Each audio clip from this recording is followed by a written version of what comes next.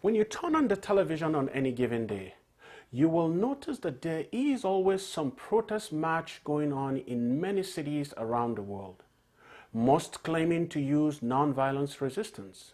And I am not in any way rejecting the use of the term or the metaphor, because there is a resurgence in using the word nonviolence.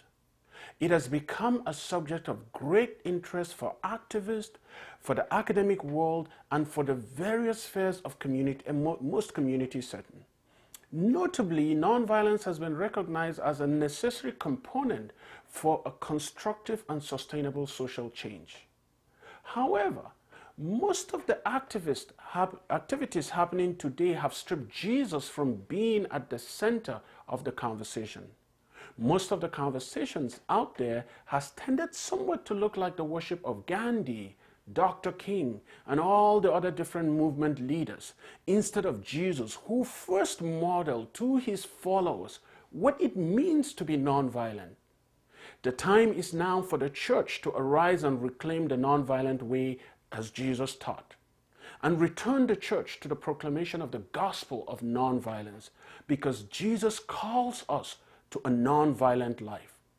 Although the church has often betrayed this central gospel mandate, it can actively recover its calling and become a nonviolent church that is Jesus-centered.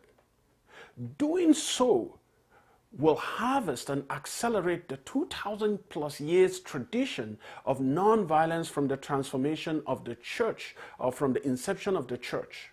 What might come from such a clear stance? We can perhaps, when we return to nonviolence, we can perhaps see the glimpse by reflecting the examples of where the church boldly proclaimed the teachings of Jesus that is nonviolent. Is there a way to return Jesus into the center of these conversations? Yes. Are there practices that followers of Jesus can adopt to return Jesus to the center as we work to create communities of nonviolence, enemy love, and peacemaking? I will attempt to unpack this subject in my presentation.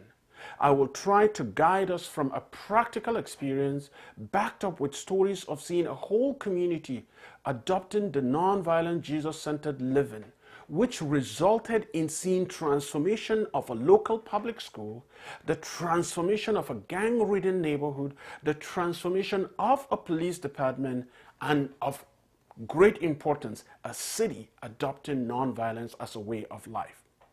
God is calling the church, I believe, that our Jesus, like Jesus says in Matthew 5:9, I like the New Living Translation, because it said, God bless those who work for peace, for they will be called the children of God. God bless, and I look forward to seeing you as we learn what it means to put Jesus at the center of creating communities of Jesus nonviolent practitioners.